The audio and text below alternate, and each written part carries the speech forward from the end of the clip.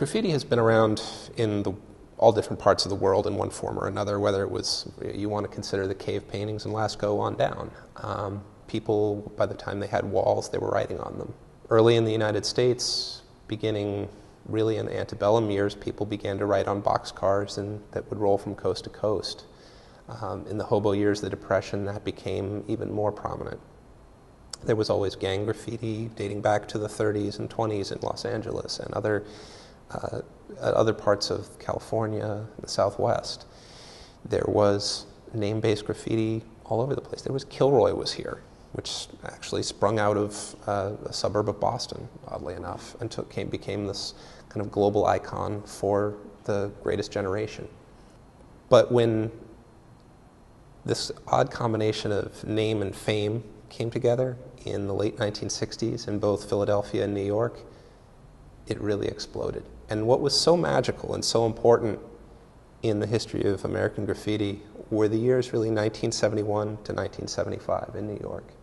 And what happened was a generation of kids, and it's really important to remember that. These were kids. There was almost nobody over the age of 19 involved in this. Developed a whole art form that went from a simple signature, just Joe was here kind of thing, all the way up to a mural that covered the entire side of a subway car. And this was something that had just never been seen in art history before, an entire movement just completely developed by kids. Graffiti art is bigger than it's ever been. It keeps getting bigger, no matter what rules and laws the cities create. There'll always be the next batch of young kids that just want to go out and write on things. We all who have that inner kid in us still can retain that appeal of what graffiti is, this just amazing amount of line and color that is in a public space. And then just the whole, how did they do that kind of factor. Graffiti is the rock and roll of visual art. It came from America and it spread throughout the world. It took over the world. There have been very few American art forms that have lasted as long as graffiti, whether you're talking abstract expressionism or anything. The heyday of those periods was really maybe a decade at best in some cases. Graffiti keeps going after 40 years, and now that there's a public interest in graffiti, you have to capture that moment as historians. I realized there really was no book that really told me what the history of Pittsburgh was, that told me what the history of Oregon was, what the history of Boston was. You know, there were little bits and pieces out there, but it wasn't there. And so many of these people are disappearing, dying, photos are disappearing, you know, getting trashed.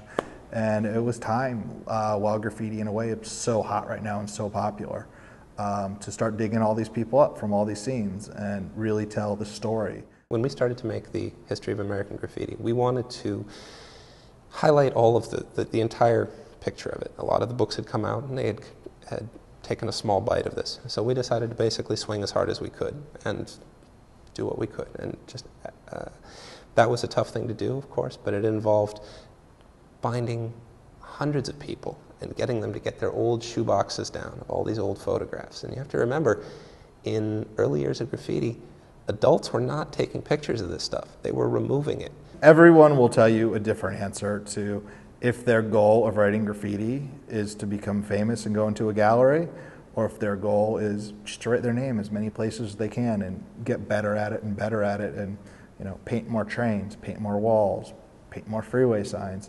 You know, everyone has a different reason. Graffiti's real explosion into the gallery and art world started in New York in the early 80s. And it was the cool new thing to buy. That whole movement definitely was the real early gallery movement where graffiti artists were able to transfer their works into the gallery and make a living from it, and some of them still are. Graffiti at its purest, at its rawest, at its best, and the true definition of graffiti is illegal. Illegal art on a wall, you know, for me, that's what it means. You know, it works best on the street, it works best under a bridge, it works best on a train rolling by you, and that's what it is, you know. It's great that so much of it's been documented and you can show its historical relevance through different cities and different movements, but bringing it into galleries and museums is hard to do. But there's several artists, that dozens, hundreds, probably thousands, that have, you know, made the transformation from things they've learned on the street and been able to bring it into galleries and into museums and still make their work as exciting, if not more exciting, than it was on the street because of the extended mediums they have to work in and the time they have to do it. For artists that work both indoors and outdoors as they grow older, whether it's in galleries or museums, there's always there is a difference, of course, but it's a question of audience, it's a change in audience. And then the other thing is that working indoors, there's some good things to that. You can do things like make more money. You can do things like not have to have your stuff be taken down by weather or the elements or, a vigilant graffiti buff. So there's pluses and minuses. You get to spend more time on it. You get to work on projects you couldn't do out in the street. So they're basically just two different creatures. But the thing is that graffiti tends to attract some incredibly talented people who have incredibly big ambitions. You can't just go in and think you're going to do a little bit. If you have to go whole hog. And the people who go into graffiti and they want to go inside, they tend to have good ideas on the inside as well, and very big ambitions. If you're a really good graffiti artist, you're going to work with your setting. You're going to look at the city differently. You're going to see a rooftop. You're going to see a spot someone else might not have seen, and you're going to work with the city.